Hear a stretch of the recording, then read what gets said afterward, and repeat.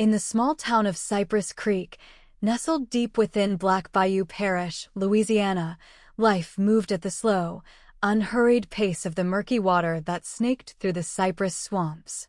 Mornings were announced by the crowing of roosters and the low hum of cicadas already stirring in the oppressive humidity.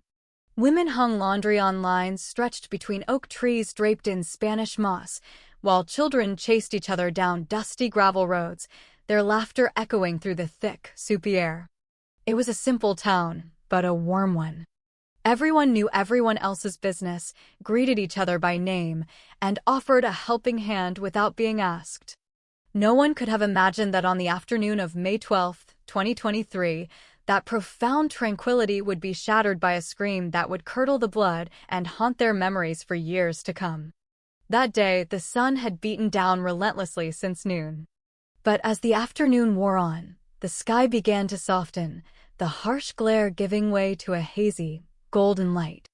A breeze, thick with the scent of damp earth and blooming magnolia, rustled the leaves of the pecan trees. Sarah Miller, a young mother who worked long shifts at the local catfish processing plant, had just returned home after a full day standing on the cold, wet concrete floor. Usually, as she walked down the gravel path to her small clapboard house, she would offer a tired but genuine smile to the neighbors rocking on their front porches.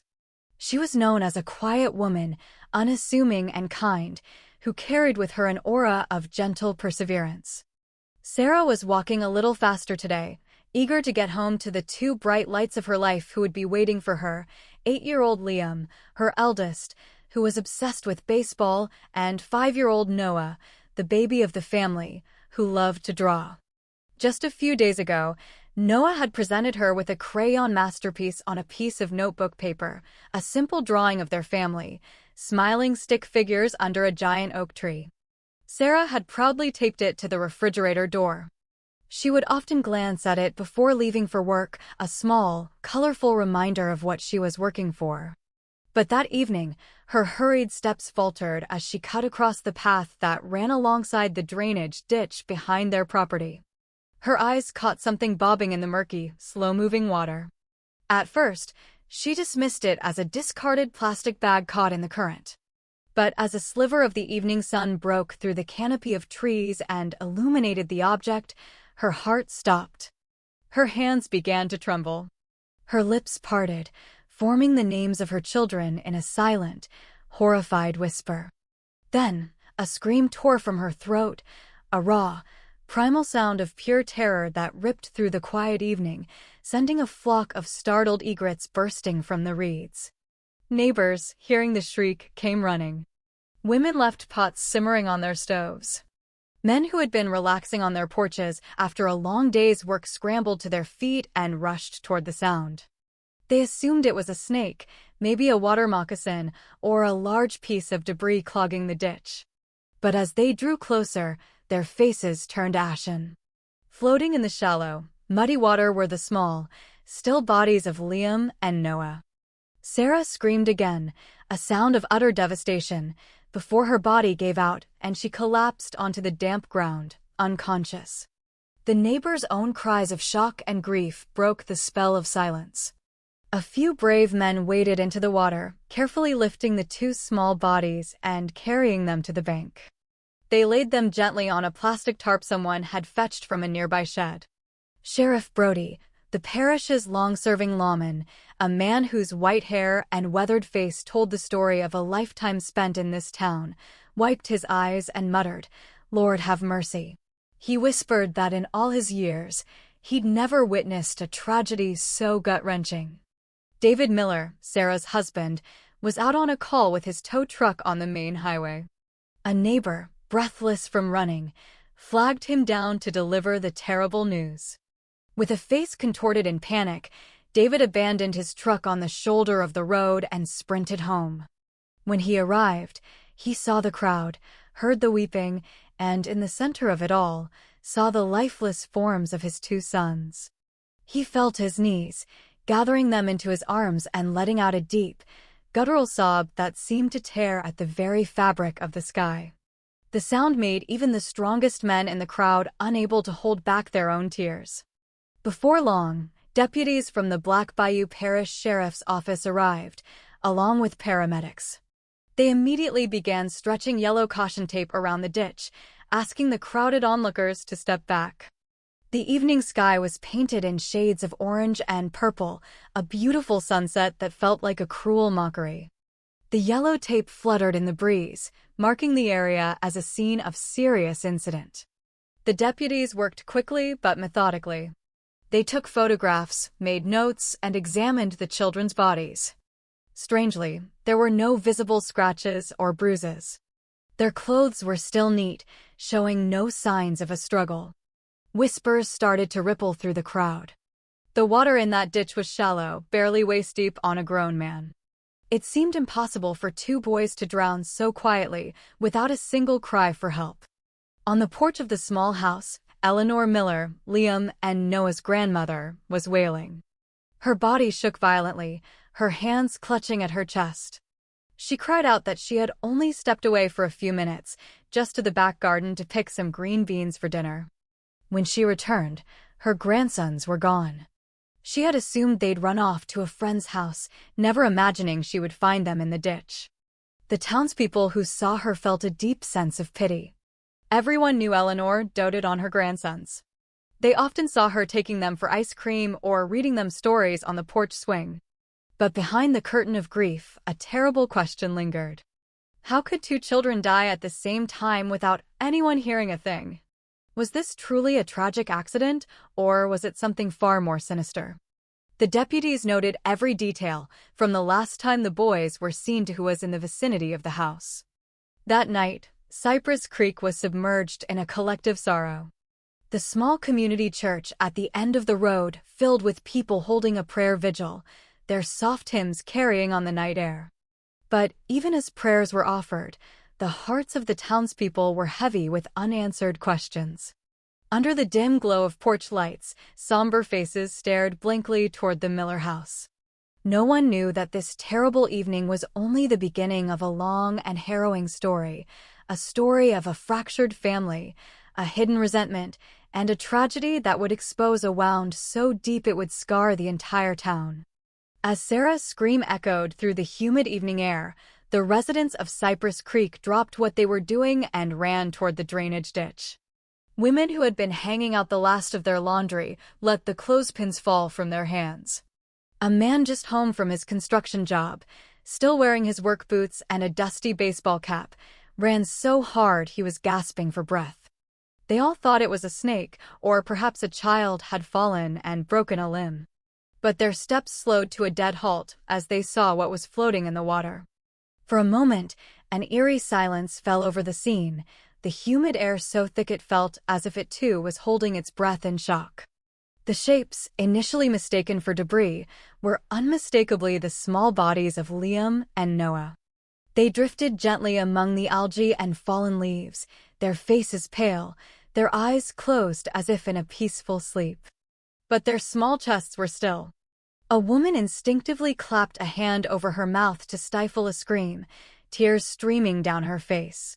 Others waded directly into the shallow, murky water to lift the children out. They were placed on a white plastic tarp that had been hastily grabbed from a nearby tool shed. The onlookers could only stand in stunned silence. Some wept openly, others whispered prayers. A few just stared, their minds unable to process the horrific sight before them. Sheriff Brody stood with a hickory walking stick in his hand, his knuckles white. His voice trembled as he said it was the darkest day he had ever witnessed in his 70 years in Cypress Creek. He gazed out toward the swamp, trying to keep his composure, but a tear escaped and traced a path down his wrinkled cheek. A few of the neighborhood children, drawn by the commotion, had followed their parents. They were quickly pulled back, their parents shielding their eyes. A father whispered to his son, trying to protect him from the trauma, but the confusion was already etched in the boy's innocent eyes. He couldn't understand why his two playmates were now lying so still. In the midst of the chaos, David Miller came running from the main road. His breath came in ragged gasps, his face streaked with sweat and dust. When he saw his sons lying motionless on the tarp, he collapsed, pulling them into a fierce embrace. His cry was a raw, primal sound of a father's heartbreak that seemed to tear a hole in the sky. The townspeople watching couldn't bear it. Several grown men turned away, covering their faces with their hands.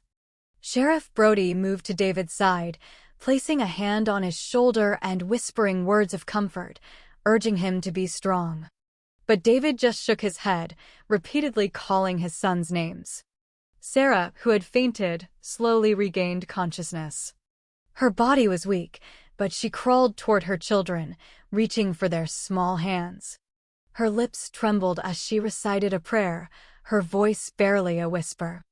Not long after, a young man from the neighborhood had the presence of mind to call 911. Within minutes, sheriff's deputies arrived. They began to manage the scene, moving the crowd back from the ditch. The atmosphere grew even more tense. As some deputies strung up the yellow caution tape, paramedics knelt to examine the two boys. The crowd huddled just outside the tape, their hushed whispers filling the air. Some speculated that the boys must have slipped and fallen while playing. Others found it strange. The ditch was too shallow to drown two boys at once. A seed of suspicion, still small and unspoken, began to take root. Eleanor, who had been inside the house, now came out onto the porch, screaming her grandsons' names. She was overcome with grief, her body nearly buckling. A few neighbors rushed to support her, keeping her from falling. She wailed that she had only been in the back garden for a moment to pick some vegetables. When she came back, the boys were gone. The neighbors listened with aching hearts. They all knew Eleanor as a loving grandmother, often seen bringing the boys homemade cookies or sweet tea. Yet, that night, their pity was mixed with a profound sense of unease. How could two children vanish and die without a single person hearing a cry for help? Why were their bodies found in a ditch where the water was only knee-deep on a grown man? Why did their faces look so peaceful, with no signs of struggle, not a single scratch? Sheriff Brody stood among the townspeople, trying to calm them. He stated that whatever happened, they had to let the authorities do their job. He cautioned them against jumping to conclusions or pointing fingers. But behind his calm demeanor, he felt a deep-seated wrongness about the scene. As the sun dipped below the horizon, the sky burned with shades of crimson and violet. The long shadows of the cypress trees fell across the swamp. The usual evening sounds of children playing were replaced by a chilling silence. Everyone walked home with heavy steps, leaving the yellow tape fluttering like a grim flag at the edge of the ditch.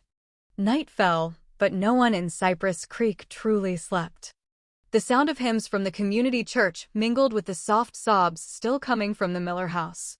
The dim glow of porch lights illuminated somber faces, all replaying the afternoon's horror in their minds. The tragedy was far from over. It was the beginning of a mystery that would shake the soul of every person in town, pulling back the curtain on family, resentment, and a love that had been tragically broken. Sarah's weeping was a low, constant murmur as she came to, fully aware of the nightmare she had woken into. Her body felt weightless, her face was pale and tear-stained, and her eyes were swollen from the torrent of grief that refused to cease. She reached for Noah's small hand, clutching it tightly as if her warmth could will life back into it. But his hand was cold, with no pulse to be found. Her lips moved, forming the words of a prayer, but her voice broke into choked sobs. David Miller remained on the ground, still holding Liam's body.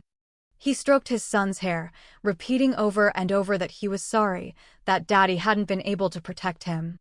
His cries were those of a man utterly broken, and they resonated with everyone present, drawing tears from even the most stoic faces. The neighbors, who had only ever known David as the tough, dependable tow truck driver, now saw a father who had lost his entire world. In the front yard of the family's modest house, the community gathered. Women cried while hugging their own children closer. Some whispered that they couldn't imagine the pain of losing two children at once. An old man shook his head repeatedly, saying that this burden was too heavy for any family to bear, especially one so humble. As the night deepened, the Miller house remained a hub of sorrowful activity. From the small community church, the sound of a prayer vigil echoed. Young men from the neighborhood laid out blankets on the lawn for visitors. The women started a fire in the outdoor grill, making coffee and hot tea for the mourners who had come to pay their respects. Children were held tightly by their parents, forbidden from straying outside. A palpable fear had mixed with the grief, settling over the town like a heavy shroud. Sheriff Brody sat in a wicker chair near the front door. He watched the grieving family with red-rimmed eyes. In a hoarse voice, he remarked that this tragedy wasn't just a sorrow for the Miller family, but for the entire town. He reminded the residents to stick together, to offer strength to one another, because a wound this deep could not be borne alone. Eleanor sat in a corner of the living room, her face a mask of anguish. She beat her chest, wailing and blaming herself for leaving her grandsons alone, even for a moment. Neighbors tried to console her, but her cries were inconsolable, filling the room with a sound of pure despair. Amidst the chaos, a neighbor brought in the last set of clothes Liam and Noah had worn, folded neatly, and placed them beside the bodies. Sarah stared at them, her hand trembling as she touched the simple fabric. She remembered that very morning, before she left for work, straightening Liam's collar and telling both boys to play nicely. The memory was now a shard of glass in her heart. Several of the mothers present began to cry again. They said that children were meant for laughter and games, not for being wrapped in a white burial shroud. The house was filled with a symphony of grief, prayers, tears, and soft whispers that seemed to blend with the chirping of crickets outside. Meanwhile, sheriff's deputies maintained their post by the drainage ditch. They set up portable floodlights, documented every detail of the scene, and ensured no one disturbed the area. But even their professional detachment was shaken by the family's profound sorrow. A young deputy bowed his head, admitting quietly that it was the hardest case he'd ever had to face. Toward midnight, the children's bodies were brought into the house to be prepared for the funeral. A fresh wave of weeping broke out as their small forms were lifted. The weight of the moment was almost unbearable. Sarah nearly fainted again, but David held her tightly, trying to be her rock even as he was crumbling himself. The entire town of Cypress Creek seemed to share in the mourning. Not a single house had its lights off that night. Everyone stayed awake, sitting in their living rooms, speaking in hushed tones about the tragedy. They felt not only the loss of two of the town's children, but also the loss of their own sense of security. If children so young could die so suddenly in a shallow ditch, who could guarantee the safety of any other child? The next morning, the sun rose pale and weak. The air was cool, despite it being early summer. Townspeople arrived, carrying flowers and offering prayers. The bodies of Liam and Noah were laid side by side, covered in clean white cloths. Their faces looked serene, as if they were in a deep, long sleep. Sarah sat beside them, her eyes swollen shut, her hands continuing their gentle, ceaseless caress. Sheriff Brody stood before the gathered crowd. With a heavy voice, he said that this tragedy should serve as a reminder of how fragile life is. No one knows when their time will come. He called on everyone to support each other, because only through unity could this wound begin to heal. But beneath the prayers and tears, a subtle undercurrent of doubt began to form. Some residents whispered about the strangeness of it all. They wondered how two boys could have died at the same time without a single scream. That question hung in the air, adding to the oppressive weight of a grief that had not yet begun to fade. This tragedy had not only broken the Miller family's heart, but had also trapped the entire town of Cypress Creek in a shadow of sorrow. And without realizing it, they were standing at the doorway of a mystery far darker than they could ever imagine. The morning after the incident, the yellow caution tape still cordoned off the edge of the drainage ditch in Cypress Creek. Dew clung to the blades of grass, but the air felt heavy and stagnant. A few residents stood at a distance, their faces etched with anxiety. The usual sound of children's laughter was absent. The town was grim, as if the shadow of death still lingered. More deputies arrived from the parish seat. They brought forensic kits, cameras, and notebooks. Every move they made was deliberate and careful. The townspeople could only watch from afar. A woman whispered to her neighbor that she couldn't bear to look at the ditch anymore. She said that every time she got close, she saw the faces of Liam and Noah, floating lifelessly in the water. The deputies photographed the scene from every angle. One knelt to examine the soil at the water's edge. Another took water samples. A senior investigator stood observing, his expression serious. He gestured with his hand, giving instructions to check every detail. Not a single stone was to be left unturned. The bodies of Liam and Noah, which had been prepared for burial the night before, were taken for a more thorough examination by the coroner. The medical team handled them with the utmost respect. They gently removed the shrouds, examining the small bodies meticulously. The residents bowed their heads, unable to watch for long. Sarah, who was near the doorway, could only weep softly, held by a few neighboring women. David stood stiffly, his eyes red, but he tried to remain strong for his wife. After some time, the preliminary findings were announced. There were no signs of violence. The children's skin was unmarked, without a single scratch. There were no bruises, no signs of a struggle. Their clothes were intact, not torn in the slightest.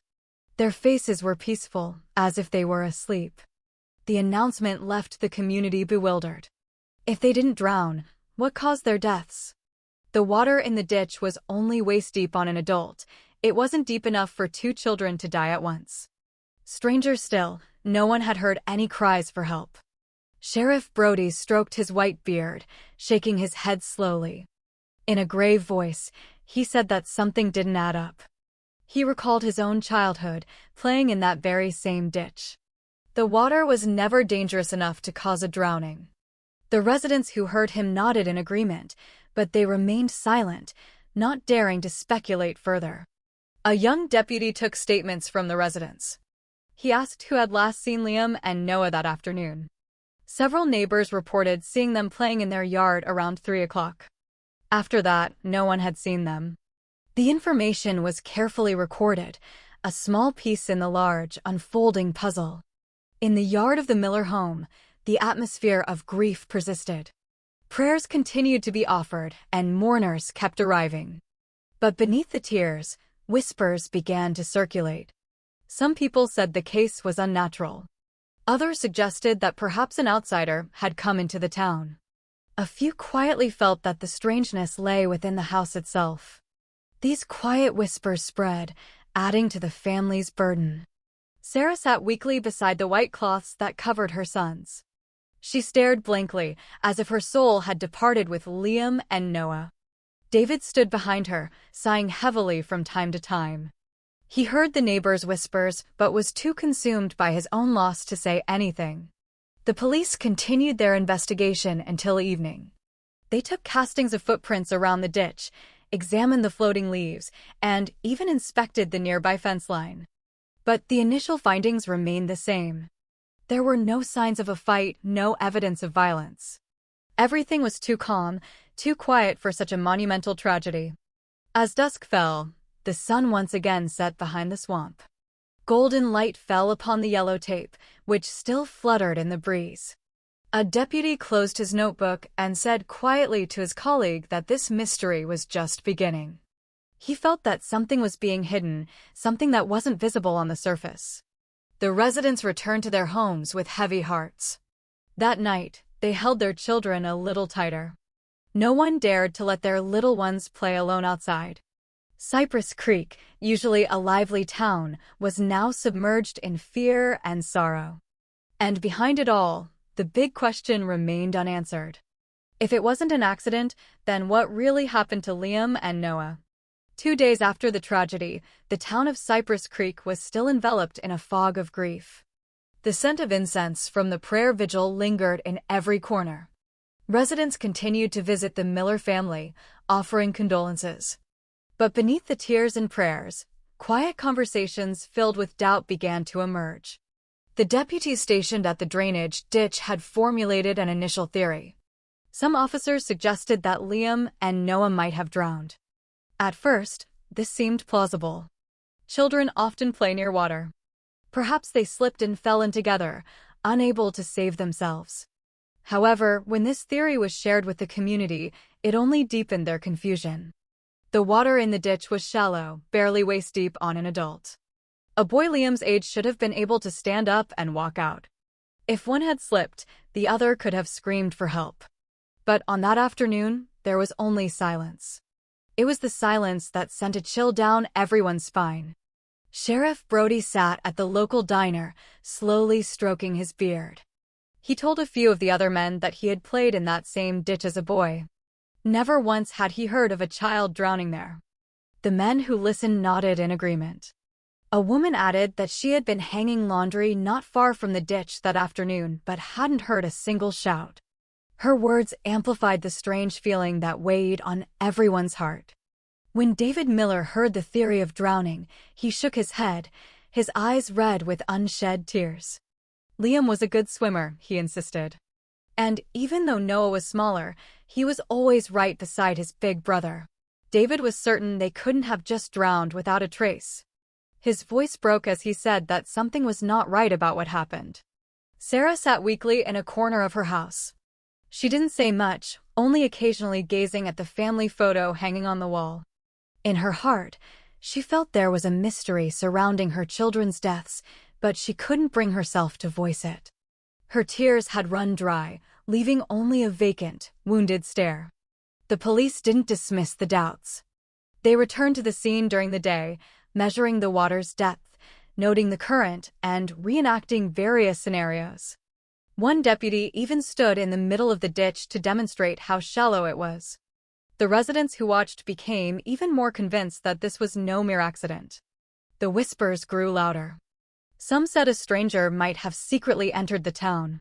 Others dared to suggest that perhaps the answer lay within the family itself. But no one voiced these thoughts aloud.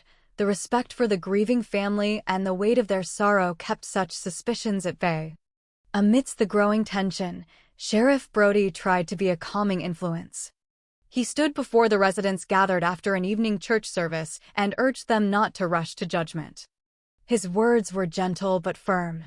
He reminded them that the police were working on the case and that the community's duty was to maintain unity. Even so, he himself felt an unease he couldn't shake. That night, David sat on his porch for a long time. The night breeze carried the sound of crickets and the scent of damp earth. He stared at the ditch in the distance, remembering the sound of his son's laughter as they used to play there. In his heart, he vowed to find out what really happened, even if it meant reopening a deeper wound. In the neighboring houses, the whispers continued. Several women noted that the children's faces had looked too peaceful, as if they were sleeping, not like drowning victims. A man added that drowning victims usually show signs of panic, scratches on their bodies, or mud in their mouths. But Liam and Noah's bodies were clean, with no signs of a struggle.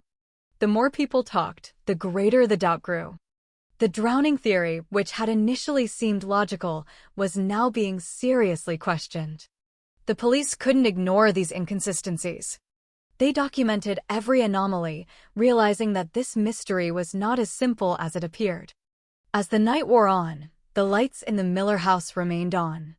Residents still gathered, sitting on blankets and reading prayers. Their faces reflected a deep sense of loss, mixed with the shadow of unanswered questions. And behind all the prayers, a realization began to dawn in everyone's heart.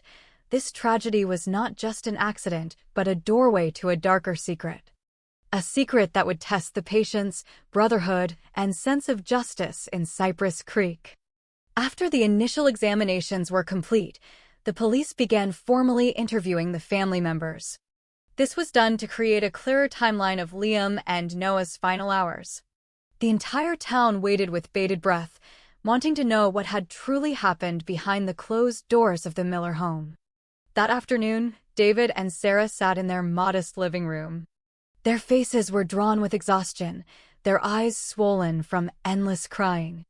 An investigator took notes calmly, pausing whenever Sarah's quiet sobs interrupted her.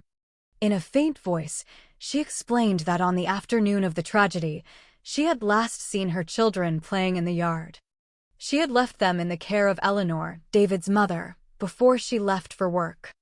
David added that before he headed out in his tow truck, he had stroked Liam's and Noah's hair. He had told them to listen to their grandmother and not to wander off. He never imagined it would be the last thing he would ever say to them. His voice was hoarse, his eyes glistening. When asked if any strangers had visited the house that day, both shook their heads. There were no visitors, nothing unusual, just a normal day. Sarah began to cry again, saying she could still hear her children's laughter as she drove away. That laughter now existed only in her memory. After hearing from the parents, it was Eleanor's turn. The elderly woman walked in with a trembling body, her graying hair tied back simply. Her eyes were puffy and red. She sat with her hands clasped tightly in her lap. Her voice was raspy as she began to speak. She said that around 3 in the afternoon, she had seen Liam and Noah playing in the yard. Then, she went to the back garden to pick some green beans. She insisted she was only gone for a short while, maybe 20 minutes at most. When she returned, her grandsons were gone. She thought they had run off to a friend's house, so she continued preparing dinner. It was only when she heard the screams from near the ditch that she ran outside and discovered the horrible truth. Eleanor's account sounded plausible. She wept uncontrollably as she told her story, and the townspeople who heard it were filled with pity.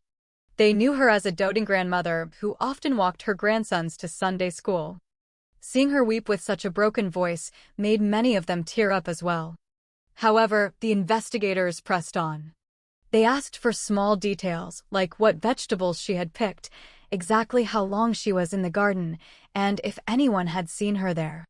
Eleanor answered as best she could, her words often interrupted by sobs. Though her answers seemed reasonable, the investigators noted everything meticulously. David, hearing his mother's testimony, lowered his head. His heart was torn between his respect for his mother and a faint, creeping suspicion. He never imagined his own mother could be part of such a dreadful line of questioning. But the circumstances forced everyone to be honest. Sarah could only look at the floor. She didn't dare to look at her mother-in-law's face.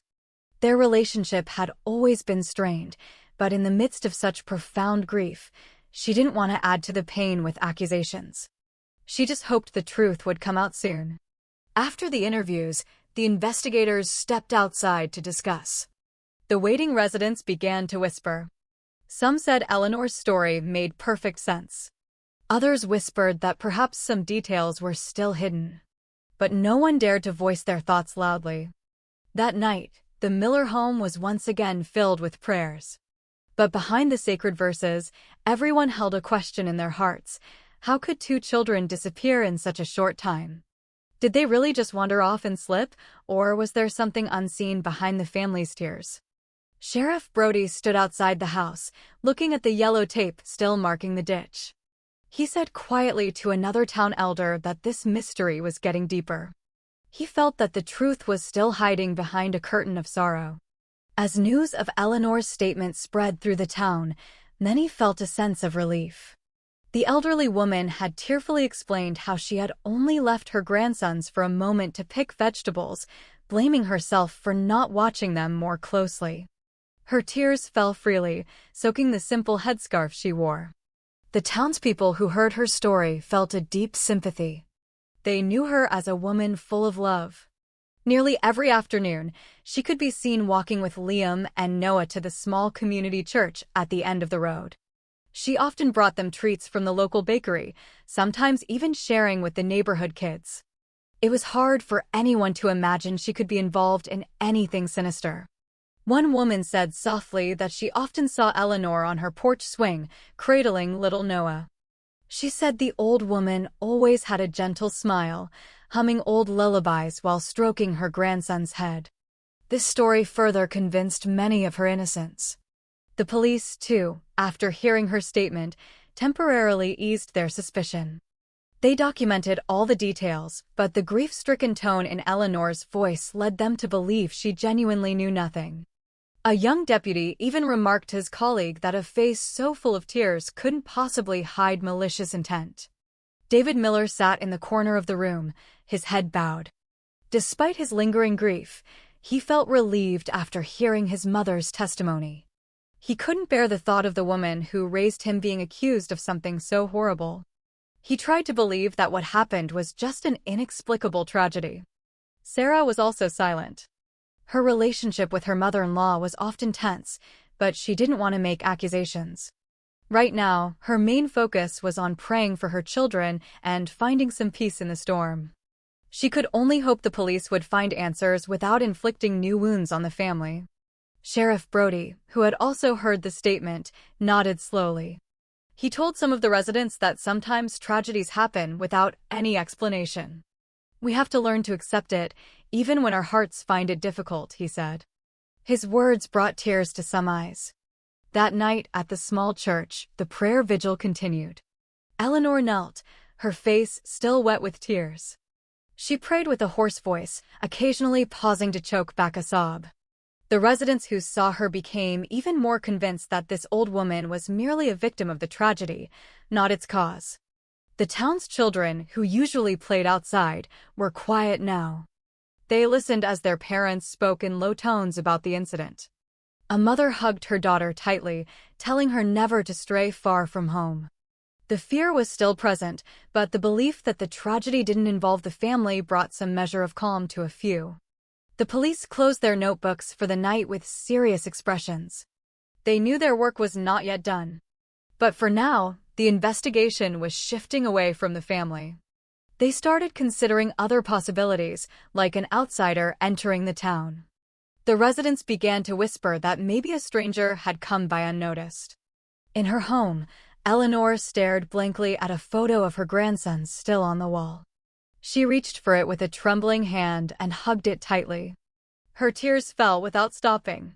She whispered repeatedly that she had only wanted to see her grandsons grow up. Her words were so sincere that anyone who heard them felt a pang of pity. David sat beside her, trying to comfort her. He said they had to be strong, adding that their children were now in a peaceful place with God. This brought fresh tears to Sarah's eyes, but also offered a small sliver of solace. The night grew late. Cypress Creek sank into silence. The lights in the houses were still on, but the mood remained somber. The residents began to accept that this was just a tragic accident. Although their hearts were still filled with questions, they were unaware that behind the tears and laments, something was still hidden, waiting to be revealed. 2 days after the funeral, the town of Cypress Creek was still shrouded in grief. The flowers on Liam and Noah's graves had not yet wilted, and many residents had already returned to pay their respects. Every morning, Sarah and David would visit, bringing prayers and sitting for a long time beside the fresh mounds of earth. They prayed through their tears, hoping their sons' souls were at peace. But on the third day, shocking news arrived from the parish coroner's office. The official forensic examination was complete. A sealed brown envelope was delivered by an officer to the local sheriff's station. All the deputies waited with tense faces. They knew the contents of that envelope would determine the future course of the investigation. When the seal was broken, the room fell silent. The lead investigator read the results in a low but clear voice. Liam and Noah had not died from drowning. There were no signs of asphyxiation from water. Instead, a high concentration of poison was found in their bodies. It was a type of poison commonly used to kill rats. The atmosphere in the room immediately became heavy. A young deputy sighed deeply while others looked down. They realized this was no longer a case of a tragic accident. This was a deliberate act of evil. The news spread quickly to the town. The residents who heard it were stunned. A woman dropped the bucket of water she was carrying. A man covered his face with his hands. No one could believe that 2 small children could be victims of such a deadly poison. At his home, David heard the news from a deputy. His face turned pale, his hands shook. He looked at his wife with empty eyes. Sarah collapsed onto the floor, tears streaming down her face. She screamed, refusing to accept that her children had not died by accident, but by someone's hand. Her cries shook the hearts of everyone who heard them. Sheriff Brody visited the house that evening. With a heavy voice, he said that this was the greatest trial the town had ever faced. He reminded everyone that the truth had to be found, because justice could not be left undone. His words made the gathered residents fall even more silent. The police immediately changed the direction of their investigation. They were no longer focused on the possibility of drowning. Now, they were searching for who could have given the poison to Liam and Noah. The poison couldn't have entered their bodies by chance. Someone must have intentionally put it in their food or drink. A major question arose: who was close enough to the children that they would not be suspicious? Liam and Noah were known to be obedient boys. They wouldn't have easily accepted food from a stranger. Suspicion now turned to their closest circle, the people who were with them every day. The whispers among the residents grew stronger again. Some said maybe an outsider secretly came into town. Others dared to whisper that the perpetrator might be someone the children knew well. But no one dared to say a name. The suspicion was too heavy to be voiced carelessly. Sarah sat in her living room with vacant eyes, clutching a photo of her two sons. She whispered that she wanted to know who could do something so cruel. David hugged his wife. Though his own heart was shattered, he felt like he had failed to protect his family. That night, prayers once again filled the church. But this time, the prayers were not just for the souls of Liam and Noah. They were also prayers for the truth to be revealed.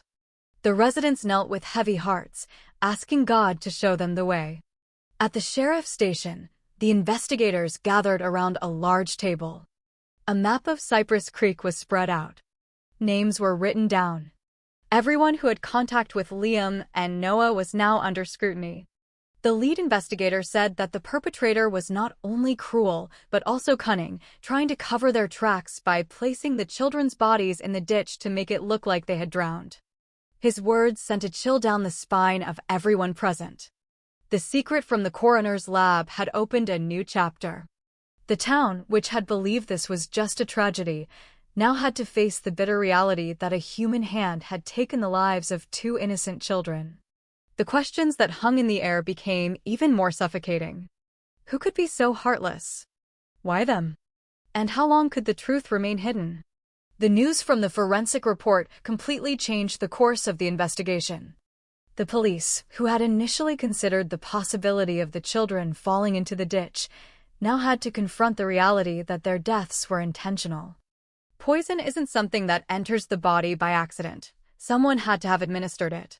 And that person had to be close enough for Liam and Noah to accept it without suspicion. The lead investigator gathered his team at the town hall. They put up a large whiteboard, listing every name connected to the Miller family. A red circle was drawn around the names of those in the immediate family. One investigator suggested that the perpetrator was most likely someone from within the house itself. The residents who heard this news grew restless. The whispers that had been faint before now became louder. They asked each other who could possibly do such a thing. But no one dared to mention a name. Everyone knew how heavy an accusation against a family member would be. David Miller was called back to the sheriff's station. This time, his face was even more tense. He was asked about the children's habits, about who usually gave them food and drink. David answered in a hoarse voice that besides himself and his wife, the children spent the most time with their grandmother, Eleanor. However, he quickly added that his mother adored her grandsons. He refused to believe she could do anything so terrible. Sarah was also called in, her eyes still swollen. She said that nothing seemed out of the ordinary that day. She only remembered giving the children breakfast before she left for work. After that, her mother-in-law was in charge. Her words were soft, but filled with tears. She herself was trapped between respect and a doubt that was beginning to grow in the corner of her heart. The police listened calmly. They didn't make any direct accusations, but their notes increasingly pointed toward people inside the house. An investigator wrote that only a family member could have made the children eat or drink something without raising suspicion. In the town, residents gathered at the local diner to discuss the news. One man said he found it hard to believe the accusations. He remembered many moments when Eleanor had been so gentle with her grandsons. A woman added that she had often seen Eleanor bringing them baked goods. But some also began to wonder if that affection was genuine or just a facade for the public. Sheriff Brody heard all the whispers. He stood up and said that they shouldn't make accusations without evidence. He reminded them that the truth would come out in time, and the residents' duty was to maintain peace in the town. His words made some people bow their heads in shame for their quick judgments. That night, David sat alone on his porch. The night wind blew softly, carrying the sound of crickets. He remembered the police officer's words, that the poison couldn't have entered the children's bodies without being given to them. His heart was in turmoil. He wanted to believe his mother was incapable of such an act. But he couldn't ignore the fact that on that afternoon, the children were alone with her. Sarah joined him, sitting beside him. They sat in silence for a long time, listening to the sounds of the night. Finally, Sarah said softly that she didn't know who to believe anymore. She loved her husband, she respected her mother-in-law, but the pain of her loss filled her with questions. David took her hand tightly. He said that whatever happened, they had to face it together. At the sheriff's station, the investigators continued to piece together information. They started to investigate who might have bought rat poison at the local stores.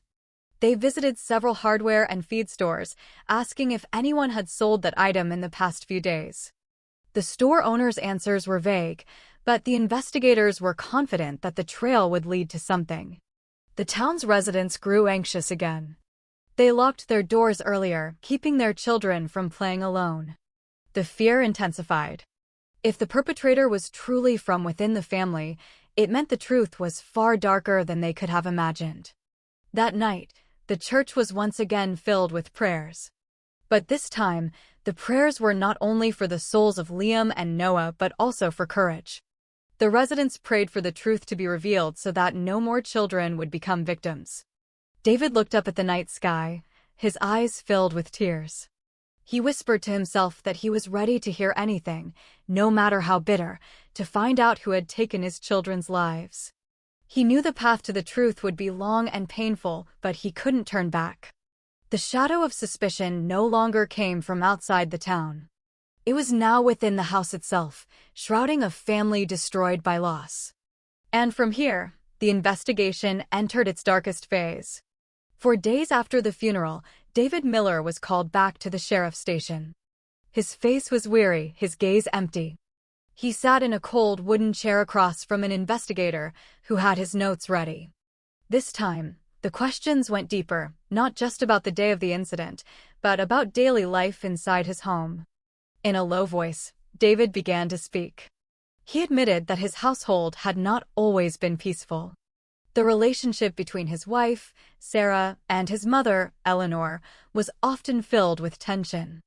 He looked down, finding it difficult to admit, but the reality could no longer be hidden. According to David, Eleanor often complained that her daughter-in-law was not a good homemaker. She would say that Sarah was too wasteful, not diligent enough with cleaning, and never truly respected her elders. Every time David came home from work, his mother would voice these complaints with a tone of frustration. On the other hand, Sarah felt she was doing her best. She worked at the processing plant from morning till evening to help with the family's finances, yet she felt unappreciated. To her, her mother-in-law's words were more often criticism than support. Her heart ached every time she had to hold back tears in the kitchen while listening to a sharp comment from Eleanor. David often found himself caught in the middle. He loved his wife, but he also respected his mother. He tried to mediate between them but often failed. Sometimes, their arguments could be heard from outside the house. Neighbors passing by would pretend not to hear, though they knew the family was harboring a deep-seated resentment. The investigator noted everything meticulously. He exchanged a look with his colleague. They were beginning to see a possible motive. But they didn't jump to conclusions. They knew that many families in the town experience conflicts between mothers-in-law and daughters-in-law. But in this case, that tension could be the key to unlocking the mystery. At home, Sarah cried when asked to recount the same story. She said she felt pressured every day. She was never free to do anything because she was always being watched and criticized. She confessed that she often felt alone, even though she lived in a full house. Her words came out in choked sobs that she couldn't hold back. Several neighbors were also called in for questioning. One woman said she often heard arguments coming from the Miller house. She said it was nothing new, the two women hadn't gotten along for years. But the residents had considered it a common family issue. Sheriff Brody sighed deeply when asked. He said he had tried to advise them both. He had visited their home, asking them to respect each other. But his advice had little effect. The tension remained, and everyone in the town knew it, though no one dared to interfere. These testimonies made the investigators more certain that the conflict within the household was not a minor issue. Perhaps someone had harbored resentment for too long. And when emotions reached a breaking point, poison could become a tool to unleash that vengeance. But behind it all, David felt devastated. He cried in the interrogation room, saying he never imagined family problems could lead to the death of his children. He remembered an old saying that even a tiger doesn't eat its own cubs. He didn't want to believe his own mother could be so cruel. But the facts before him made it impossible to look away. That night, David returned home with heavy steps. He sat on the porch with Sarah. They were silent for a long time, accompanied only by the sound of the wind rustling through the banana trees. Sarah finally said that she had often felt she couldn't go on, but had endured for the sake of the children. Now that the children were gone, the wound in her heart was even deeper. David took her hand, trying to give her strength. He said that whatever was revealed, they had to be ready, because the truth, no matter how bitter, was better than living in the shadow of a lie. In the distance, the sound of prayers from the church could be heard. The residents were still praying for the truth to be revealed. But in the hearts of many, a belief was growing that the great secret was not from outside the town. The secret was within the Miller family's home, hidden behind the fractured relationship between a mother and her daughter-in-law. After learning about the conflict within the Miller family, the police felt the need for stronger evidence. Verbal testimonies could be influenced by emotions, but hard evidence could not be disputed. Therefore, they decided to canvass the entire town of Cypress Creek in search of security camera footage. This was not an easy task. Cypress Creek was a simple town. Most houses were made of wood or had vinyl siding. Not all residents had surveillance cameras. Some were not even familiar with such technology. But the police persisted, knowing that only an electronic eye could record what truly happened, unaffected by pity or tears. Several officers went from house to house on foot, knocking politely on doors. They explained their purpose, asking for permission to view any available recordings. Some residents were immediately willing to help. Others were hesitant, afraid of the hassle.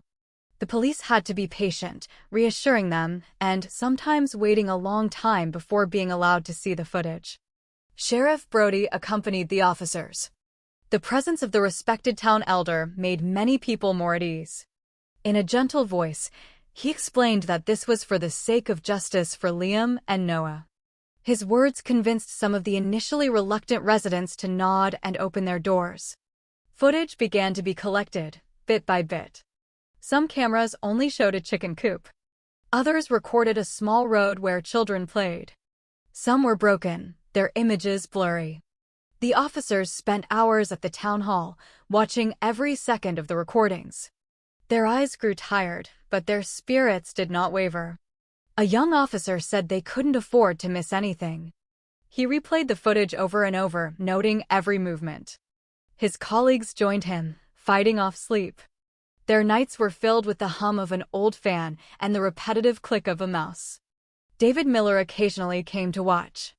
His heart pounded every time the screen showed a person passing by. He hoped the truth would emerge soon, even though he was afraid of what he might see. Sarah sat beside him, holding his hand tightly. They both knew that this footage could change everything. Days passed, and dozens of hours of recordings were reviewed. At first, it seemed futile, as most of the footage showed only ordinary activities. Children playing ball, women carrying buckets of water, or men returning from the fields with shovels on their shoulders. Everything looked normal, as if the tragedy had never happened. But the investigators did not give up. They believed that the camera's eye never sleeps. The smallest movement could be a clue. They continued their search, replaying, zooming in on blurry images, and noting the time meticulously. Sheriff Brody often sat with them. Though his eyes were also tired, he said that the truth is not always easy to find, but he was sure that God would not let evil hide forever. His words gave strength to everyone working that night. Finally, after days of watching recordings, one officer stopped a video. He zoomed in on the image.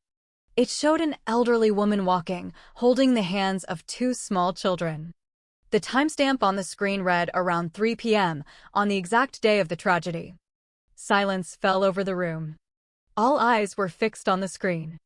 Although the image was somewhat blurry, the figure was strikingly similar to someone they all knew. The woman was none other than Eleanor Miller. The next few seconds of the footage showed her walking with Liam and Noah toward the drainage ditch. The camera's view was then obscured by trees. 20 minutes later, Eleanor's figure reappeared, alone. Her face was calm, her pace slow. As if nothing had happened. The officers exchanged glances. David, who was watching the screen, froze. His body trembled. Sarah covered her mouth with her hand, tears streaming down her face. No words could be spoken. Sheriff Brody stood up, his face pale. He took a long, deep breath and then said that the recording was the answer they had been searching for. His voice was hoarse with sorrow. That night, the atmosphere in the town became even heavier. The truth was beginning to reveal itself, and it was far more bitter than anyone could have imagined. As the camera footage was replayed over and over, the tension in the room became unbearable. The only sound was the hum of an old fan. Everyone present stared at the screen, wide-eyed, as if they couldn't believe what they were seeing. The figure of the old woman was unmistakable. Despite the slightly blurry image, her gait, the headscarf she wore, and even her posture were identical to Eleanor's. David Miller sat rigidly in his chair. His hands were clenched into fists, his face ashen. He couldn't bring himself to look at anyone. His heart was at war, torn between the love of a son for his mother and the devastation of a father who had lost his children. Sarah, sitting beside him, buried her face in her hands. Her sobs were uncontrollable, her body shaking. An investigator replayed the key parts several times. First, Eleanor was clearly seen holding Liam and Noah's hands, walking toward the drainage ditch. Then, the screen went blank as they disappeared behind a thicket of trees. 20 minutes later, Eleanor reappeared, walking alone. Her pace was slow, her expression flat, no sign of panic, no agitation. It was as if she were just returning from the garden. A young deputy said quietly that this was the most crucial piece of evidence they had found. The recording was irrefutable. He looked at his superior, who nodded with a grave expression. They all knew that from that moment on, the direction of the investigation was no longer uncertain. News of the recording spread quickly through the town. That night, whispers filled every home. Some covered their mouths in shock. Others shed tears of disbelief. How could a grandmother, known for her loving nature, appear in such incriminating footage? Sheriff Brody was called to the town hall to see it for himself. With trembling eyes, he watched the screen. After a few seconds, he closed his eyes and let out a long sigh. His voice was hoarse as he said that the truth is often painful. He added that, however bitter, the town had to accept what was shown. David finally stood up and walked out of the room. His steps were unsteady, his shoulders slumped. He couldn't bear to watch the recording any longer. Outside, he looked up at the night sky, silent tears streaming down his face.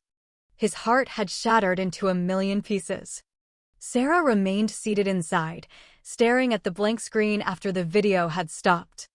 In her heart, she wanted to scream. She wanted to ask why. But the sound only came out as choked sobs.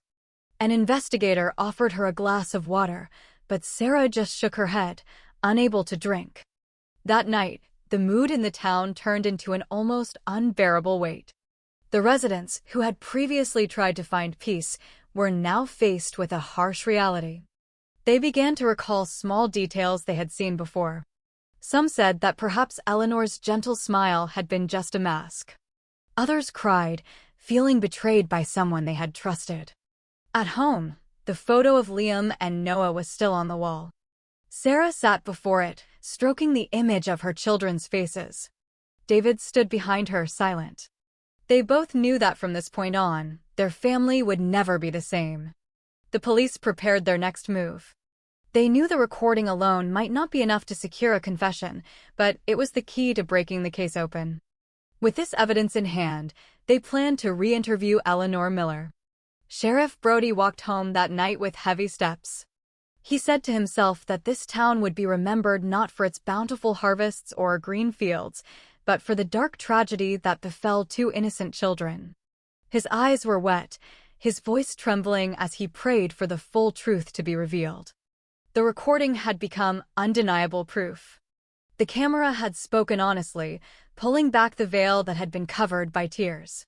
And from here, the path to a confession would begin, though it would be filled with pain for everyone involved.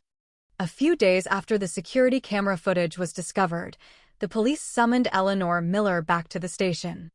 The old woman arrived with slow steps, wearing a faded headscarf. Her eyes were red, as if she hadn't slept in days. She clutched a small handkerchief, which she occasionally used to dab at her eyes. In the interrogation room, the silence was thick, broken only by the ticking of the clock on the wall. The investigator invited Eleanor to sit. They didn't ask any questions at first, simply watching her in silence, allowing the quiet to work on her. In a hoarse voice, she began to speak. She insisted she was innocent, that she loved her grandsons more than anything. Her words were filled with lament. She even raised a hand to her face as if pleading to be believed. A few minutes later, the investigator opened a laptop on the table. The screen lit up, displaying the footage that had sent shockwaves through the entire town. Calmly, the investigator pressed play. The video showed Eleanor's figure walking with Liam and Noah toward the ditch. Then, after the view was obscured by trees, she reappeared, alone. Her pace was slow, her expression flat. The room fell completely silent. Eleanor stared at the screen, her eyes wide. The handkerchief in her hand trembled violently. Her face turned pale, and her mouth moved, but no words came out. Tears welled up in her eyes, but this time, they were not just tears of sadness, but of someone who was cornered. The investigator said in a calm voice that the recording was undeniable proof. He added that it was better to speak the truth now than to keep it hidden. His voice was not loud, but its firmness made the room feel even heavier. Eleanor tried to speak. She said softly that she had only walked with her grandsons, nothing more. But when the investigator replayed the part showing the difference between when she was with the two children and when she returned alone, her words faltered. David, who had been allowed to be present, bowed his head. His shoulders shook as his tears fell to the floor. He couldn't bring himself to look at his mother. His heart was torn between his love as a son and his anger as a grieving father. Sarah sat in a corner of the room, her face wet with tears. She covered her mouth to keep from screaming. For her, this was the most devastating moment. She never imagined that the woman who should have been a protector would appear in such damning evidence. Several minutes passed in silence. Finally, Eleanor placed the small handkerchief on the table. Her hands trembled, her voice was a faint whisper. She said she couldn't take it anymore. Haltingly, she confessed that she had harbored a deep-seated hatred for her daughter-in-law for a long time. That hatred had grown day by day until it overshadowed her love for her grandsons. The silence in the room became even more profound. No one spoke. Only the sound of choked sobs from David and Sarah could be heard. The investigator remained calm, noting every word. Eleanor continued in a broken voice. She recounted that on that day, she had intentionally mixed rat poison into a sweet drink and gave it to Liam and Noah. After seeing them grow weak, she carried their small bodies to the drainage ditch to cover up her crime. She had thought everyone would believe they had drowned. Her words left everyone in the room stunned. Even the experienced investigators took a deep breath. They knew their job was to listen and record, but as human beings, their hearts were also shaken. David finally covered his face with his hands. His voice broke as he said he never imagined his own mother could do such a thing. His cries filled the room. Sarah could only reach for his hand, though she herself was destroyed. The confession was the turning point. There was no room left for denial. The camera footage and Eleanor's own words had closed off all other possibilities. The bitter truth now lay on the table, clear and irrefutable. That night, news of Eleanor's confession spread like wildfire through the town. Residents wept, some were angry. Others were just silent, their faces pale. They felt betrayed by a figure they had respected for so long. Cypress Creek would never be the same after that day. The next morning, Cypress Creek was shaken again. The police announced that a crime scene reconstruction would take place at the drainage ditch behind the Miller family's home. The purpose was to verify the details of Eleanor Miller's confession. The news spread quickly and residents began to gather at sunrise. They wanted to see with their own eyes how the tragedy had unfolded. At the edge of the ditch, the yellow caution tape was put up again. Deputies stood at every corner, trying to keep the crowd from getting too close. But the onlookers were packed tightly, their somber faces a mixture of curiosity and anger. Many still found it hard to believe that a grandmother could commit such a heinous act against her own grandchildren. Eleanor was brought to the scene, her hands trembling. Her headscarf was disheveled, her face pale. She kept her head down, avoiding the piercing gazes of the townspeople. She clutched a small handkerchief, just as she had at the station. Her voice was gone, only the sound of her slow footsteps on the damp ground could be heard. The police asked her to reenact her actions. In a low voice, an investigator gave instructions. Eleanor picked up a plastic cup that had been prepared as a prop. Her hand shook as she poured water and then pretended to sprinkle in the poison powder. The residents who were watching began to cry. Some covered their faces, unable to look. After that, she pretended to hand the drink to two small dolls that were being used as stand-ins for Liam and Noah. In a faint whisper, she mimicked the gentle words she had used to coax her grandsons. Many people were stunned, unable to believe that such gentleness could hide such a deadly intent. Then, with slow steps, she carried the dolls one by one to the ditch. She walked down the slippery bank and placed the dolls in the murky water. The crowd erupted in cries. Some wept loudly. A woman collapsed to the ground, saying she couldn't watch anymore. David Miller stood far behind the crowd. His face was rigid, his eyes red. Sarah held onto his arm, her body shaking uncontrollably. They couldn't get any closer. Watching the reconstruction was like cutting open a wound that had not yet begun to heal. Sheriff Brody, standing in the front row, bowed his head deeply. Tears fell to the ground. He whispered that this was proof of how deeply resentment could consume a human heart. His voice trembled with sorrow. The atmosphere around the ditch grew more heated. Several young men shouted in anger. They couldn't believe that the woman they had respected for so long was capable of such an act. The police had to calm them down, asking the crowd to restrain themselves. The reconstruction had to continue until it was finished. After all the steps had been reenacted, there was a moment of silence. Only the sound of the wind rustling through the bamboo trees could be heard. Eleanor sat in a plastic chair that had been provided. Her face was blank, her gaze fixed on the ground. There were no more tears, only a profound exhaustion. The police then announced that the reconstruction was complete. They asked the crowd to disperse in an orderly manner. However, many remained, staring intently at Eleanor. Some whispered softly, others just shook their heads with disappointed faces. As the police car took Eleanor away, the sound of weeping could still be heard. A few small children asked their parents, why was that grandma so mean? The mothers could only hug their children tightly, not knowing how to answer. That night, Cypress Creek was once again submerged in sadness. The residents gathered at the church for a long prayer service. They prayed not only for the souls of Liam and Noah but also for their own hearts to be strong enough to face the bitter reality. The reconstruction had become the final piece of the story. There was no more room for doubt. Everyone now knew how two innocent children had lost their lives. The quiet town had been forever changed, haunted by a tragedy born from resentment within a single home. The day of the trial finally arrived.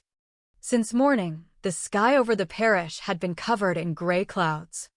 A light drizzle fell, dampening the dirt roads leading to the courthouse. The townspeople came in droves. Some rode motorcycles, others carpooled in pickup trucks. They wanted to witness for themselves how the law would close this dark chapter. Inside the courtroom, the atmosphere was tense. The visitors' benches were packed. Somber faces stared forward at the defendant's chair. There sat Eleanor Miller, the old woman who was now the center of attention. Her headscarf was askew, her body seemed smaller than before. She kept her head down, not daring to look at anyone. On the other side, David and Sarah Miller sat side by side. Their faces were weary, their eyes swollen from lack of sleep. Since losing Liam and Noah, their nights had been filled with only prayers and tears. Today, they came not just as grieving parents, but as witnesses demanding justice. When the judge entered the room, everyone stood. The sharp sound of the gavel echoed, making the atmosphere even more tense. The prosecutor then read the indictment in a loud, clear voice. He explained how Eleanor had planned her actions. The rat poison had been bought intentionally and mixed into a sweet drink. Afterward, she had disposed of her grandson's bodies in the drainage ditch to cover her tracks. Every detail was explained, causing everyone in the room to hold their breath. David bowed his head, tears falling. Sarah squeezed his hand tightly, trying to stay strong even as her body trembled. Every word of the indictment felt like a knife twisting in an old wound. Then it was the defense's turn. The lawyer representing Eleanor pleaded for leniency. He argued that his client was old, her health was fragile, and she had already confessed to her crime. But his words sounded weak against the gravity of the crime committed. The residents in attendance just shook their heads. Some even shed tears, unable to bear hearing the excuses. When given the chance to speak, Eleanor stood with a trembling body. Her voice was a faint whisper, almost drowned out by the sound of the rain outside. She said she was sorry, that her heart had been consumed by anger and resentment toward her daughter-in-law. She confessed that her grudge had blinded her, making her capable of hurting her own grandchildren. Her tears fell, but no one could feel pity. The wound she had left was too deep. After that, the judge called for a brief recess for deliberation. The room fell silent. Everyone waited with bated breath. David covered his face with his hands, while Sarah could only stare blankly ahead. A few minutes later, the judge returned. In a loud voice, he read the verdict. The court found that the defendant's actions constituted premeditated murder with an extraordinary level of cruelty. She had not only taken the lives of her own grandchildren, but had also tried to cover up the crime with a fabrication. Her actions were deemed to be beyond the bounds of humanity. The final sentence was handed down, the death penalty. A murmur went through the room. Some residents shed tears. Some sobbed loudly, while others just bowed their heads in silence. David slumped in his chair, his body shaking violently. Sarah hugged him, her own tears falling freely. They knew that justice had been served, but their sense of loss could never be healed. Eleanor sat down, limp. Her eyes were vacant, her hands trembling. There were no more laments, only the faded face of an old woman consumed by regret. The police quickly escorted her out of the room. The residents watched her with a mixture of anger and sadness. Some whispered that this was the end she deserved. After the trial, the townspeople returned home with heavy hearts. On the road, only the sound of the rain accompanied them. No one spoke much. Everyone was lost in their own thoughts, reflecting on the deep wounds left by this tragedy. That evening, at the community church, prayers echoed once again. This time, the prayers were not just for Liam and Noah, but for all families, that they would no longer be ruled by resentment. Sheriff Brody stood before the residents with a hoarse voice. He said that this case was a reminder for everyone. He stressed that small quarrels within a family, if not resolved, could turn into a fire that burns everything down. Sarah looked at the photo of her two sons on the wall of her home. Her tears flowed, but in her heart, there was a small sense of peace. She knew justice had been served. David sat beside her, holding her hand. They both knew that this wound would always be there, but life had to go on. This tragedy left a profound lesson for the entire town, that family love is the greatest gift, but when wrapped in jealousy and resentment, it can turn into a deadly poison. Children are a gift from God to be protected, not victims of adult conflicts. And that night, as the final prayer ended, the residents of Cypress Creek went home with slow steps. Their hearts